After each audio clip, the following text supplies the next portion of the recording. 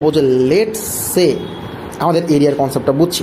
Let's say এখন আমাকে বলল যে এই যে ইন্টিগ্রেটেড ভ্যালুটা, মানে এই যে এরিয়াটা আমরা পাচ্ছি, আমি নীল জোন দিয়ে যে এরিয়াটা করতেছি এই পার্টের জন্য, আমরা কি এফএক্সকে জাস্ট ইন্টিগ্রেট করেই ফার্স্ট পার্টে কিন্তু এই এরিয়াটা পাইছি।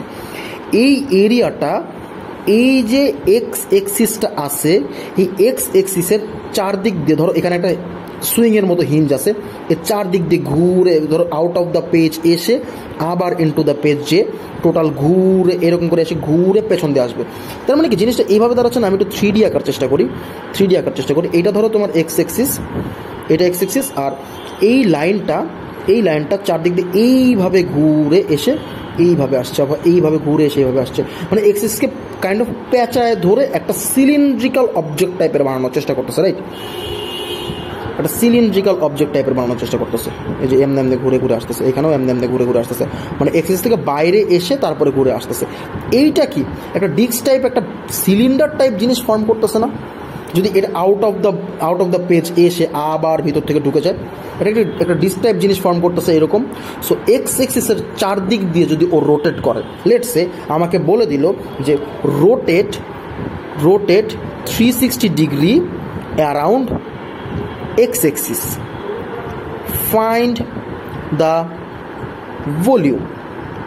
এখন একটু কনফিউজ হয়ে গেলাম না যে ওমা, আমাকে পড়াচ্ছিল এরিয়া, আমাকে পড়াচ্ছিল হঠাৎ করে এক্স এক্সিসের চারদিক দিয়ে ওই সেম এরিয়াটা ঘুরাই দিয়ে এখন বলতেছে ফাইন্ড দ্য ভলিউম। তাহলে এইটা যদি এখান থেকে রোটেট করে, অবভিয়াসলি এটা একটা 3D টাইপের শেপ হবে, আর 3D টাইপের যে শেপটা হবে সেটা কোনো রেগুলার সিলিন্ড্রিক্যাল শেপ না, কারণ এই শেপটাই ইললিগাল। আমরা একটু খেয়াল, মানে ইললিগাল না, আমি কী বলতেছি, মানে ইররেগুলার।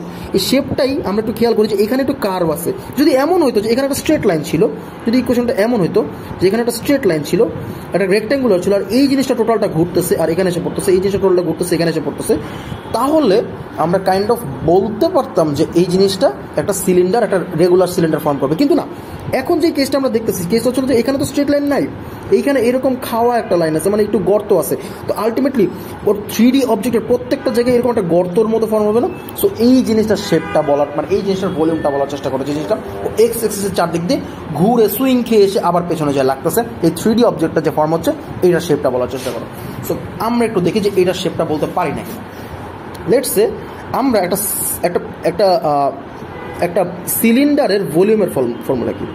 সিলিন্ডারের ভলিউমের ফর্মুলা আমরা জানি, একটা সিলিন্ডার হচ্ছে একটা সার্কেল, আর একটা সার্কেলের উপর আরেকটা সার্কেল স্ট্যাক করে, একটা সার্কেল উপর আরেকটা স্ট্যাক করে, এরকম করে স্ট্যাক করতে করতে করতে করতে বড় হয়। সো কতবার স্ট্যাক করে? হাইট টাইম স্ট্যাক করে। আর একটা সার্কেলের এরিয়া কি? একটা সার্কেলের ছিল পাই আর স্কোয়ার।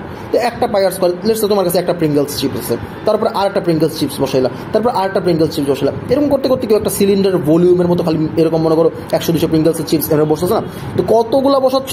হাইট টাইমস বসাচ্ছ, তাহলে পাই আর স্কোয়ার এইচ, এটা হচ্ছে একটা সিলিন্ডারের ভলিউমের ফর্মুলা।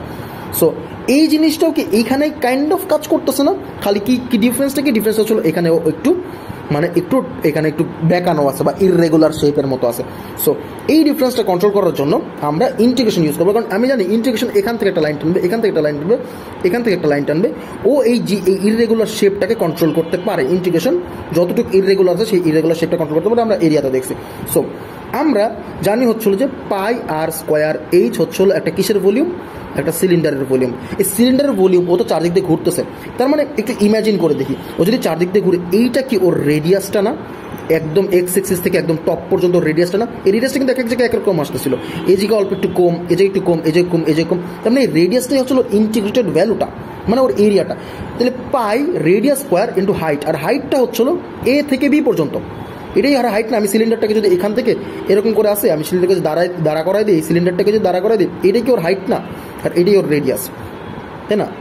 আচ্ছা, সো আমরা একটু খেয়াল করতে পারি যে এইটা ওর রেডিয়াস হিসাবে কাজ করতেছে।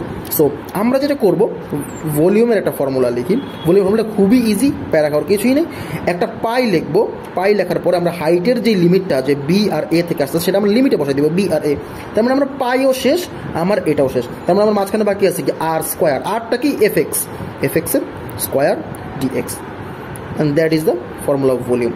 যদি এত কনফিউশন মাথায় রাখতে না ইচ্ছা করে, তো সিম্পলি মাথায় রাখবা যে ইন্টিগ্রেশন করব বি থেকে এ পর্যন্ত, পাই দিব, আর যে ইকুয়েশনটা আছে সেই ইকুয়েশনটাকে আমি স্কোয়ার করে দিব, ডিএক্স। এটা করলেই আমি একটা ভলিউমের ফর্মুলা পেয়ে যাচ্ছি। আচ্ছা, তো ভলিউমের ফর্মুলা পাইলাম, ভালো কথা। কিন্তু আমরা যদি বলি যে এটা তো একটা সিলিন্ড্রিক্যাল ভলিউম পাইছি, কিন্তু আমরা যদি এই অবজেক্টটা, আমরা যদি এই যে এখানে যে অবজেক্টটা দেখতেছি সেই অবজেক্টটা যদি এক্স এক্সিস বরাবর ঘুরাই, আমরা যদি এক্স এক্সিস থেকে বরাবর ঘুরাই নিয়ে আসি, এর সাথে সাথে ঘুরলে এখান থেকে এই যে এই পার্টটা, আমরা একটা নীল পার্টটা একটা রিজনটা করি, এই পার্টটাকে ওর খালি থাকতেছে না, এই পার্টটা তো পুরোটা খালি থাকতেছে, মানে ও ঘুরে আসতেছে বা খালি থাকতেছে। এটা যদি একটা 3D অবজেক্ট টাইপের ফর্ম করি, তার মানে এইরকম একটা অবজেক্ট থাকবে যার খালি এই পার্টগুলোই ফিল থাকবে, মাঝখানে একটা হলো টাইপের এরিয়া ক্রিয়েট হবে, রাইট? এই যে এইটাও তো ঘুরবে, এইটাও তো ঘুরে এসে আবার এখানে জয়েন হবে, রাইট? এইটাও তো ঘুরে এসে আবার এখানে জয়েন হবে, তো মাঝখানে একটা বিশাল হলো টাইপের গ্যাপ থাকবে। সো এই গ্যাপটা আমরা কীভাবে কভার করতে পারি?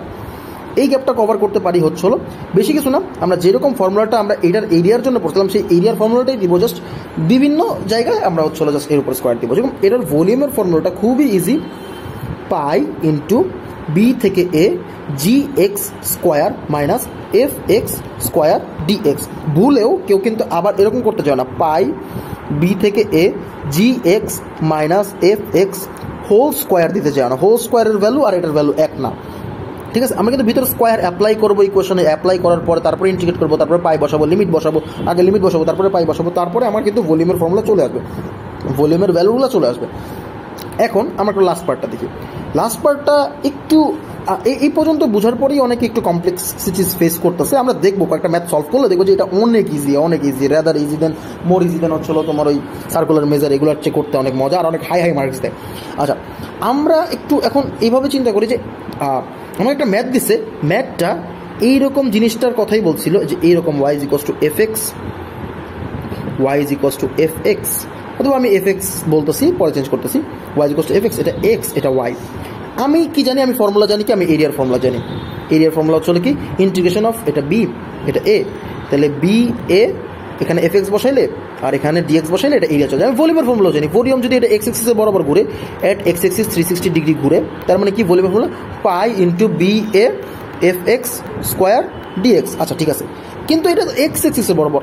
এখন তোমাকে যেই কোশ্চেন দিছে, কোশ্চেনে বলছে না এটা এক্স এক্সিস বরাবর ঘুরবে না, এটা এক্স এক্সিস বরাবর ঘুরবে না, এটা ঘুরবে হচ্ছে হলো ওয়াই এক্সিস বরাবর। একটু বেশি কনফিউজ করে দিলাম না? ওয়াই এক্সিস বরাবর ঘুরবে, এটা ওয়াই এক্সিস। ও বলতেছে এটা এইভাবে ঘুরে এইভাবে একটা ফর্ম শেপ করবে, তার মানে এখান থেকেও একটা ফর্ম শেপ করবে, এখান থেকেও একটা ফর্ম শেপ করবে, এইরকম একটা বিশাল একটা সিলিন্ড্রিক্যাল, মাঝখানে একটা হলো জিনিস শেপ ফিল করবে। আচ্ছা, ফিগারগুলো বুঝতে একটু কনফিউজ লাগতে পারে, তারপরেও আমি একটু বোঝানোর চেষ্টা করতেছি যে ওয়াই এক্সিস বরাবর যদি কিছু চাই বা ওয়াই এক্সিস যদি হয়, আমি এই শেপটা থেকে আমি অন্য একটা শেপে চলে যাই, তাহলে আরও একটু বেটার ফিল হবে। লেটস সে একটা ইকুয়েশন ছিল এমন, এখন এই ইকুয়েশনের আমাকে এটা বলছে যে ওয়াই এক্সিস বরাবর ঘুরতে, সিমিলারলি এক্সিসের মতো এটা হচ্ছিল ওয়াই, এটা হচ্ছিল এক্স। সো এটা ওয়াই এক্সিস বরাবর ঘুরাইতে, আমরা ওয়াই এক্সিস বরাবর ঘোরানোর জন্য ফার্স্ট থিং যেটা করবো, y is equals to f x না, আমরা এফ ইনভার্স এক্স বের করে নিব। ওয়াই এফ ইনভার্স এক্স, আমি এফ ইনভার্স এক্স আসলে বলতে চাচ্ছি না, আমি বলতে চাচ্ছি যে তুমি যে জিনিসটা করবা, জিনিসটা হচ্ছিল তুমি যখন এক্স এক্সিসে ঘুরাইতেছিলা, লেটস সে এটা হচ্ছিল 2x square minus 3, y is equals two 2x square minus 3। তো তোমার ইকুয়েশনটা কি এরকম ছিল, y is equals two 2x square minus 3।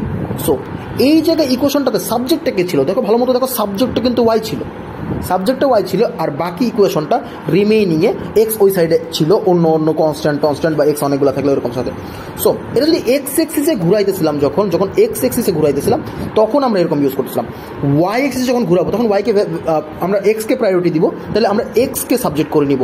আমরা যদি এটা যদি ইকুয়েশনে আমরা এক্সকে সাবজেক্ট করি, x should be equal to y plus 3 divided by 2 root over.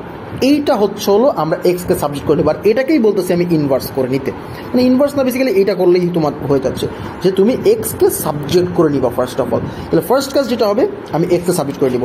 Second কাজ হচ্ছে হলো যে আমি যখন এক্স এক্সে করতাম, আমি লিমিটগুলোকে এক্স এক্সে নিতাম, এটা বি আর এ। আমি যখন ওয়াই এক্সে করবো, আমি লিমিটগুলো মাস্ট ওয়াই এক্সের লিমিটগুলো নিব। তার মানে ওয়াই এক্সের লিমিটগুলো কি, সাপোজ এটা ডি এটা সি, তাহলে আমার লিমিটটা দিব সি ডি, আর এখানে বসাবো হচ্ছে হলো এফ ইনভার্স এক্স, আর এখানে স্কোয়ার বসাবো, এখানে পাই বসাবো, যেহেতু এটা ঘুরে ঘুরে ভলিউম ফর্ম করবে।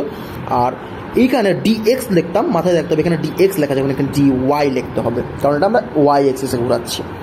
So that's all about integration. আমরা কিছু ম্যাথ করলে হয়তো ইন্টিগ্রেশনের কিছু কনসেপ্টসগুলো তোমাদের ক্লিয়ার হবে। Thank you.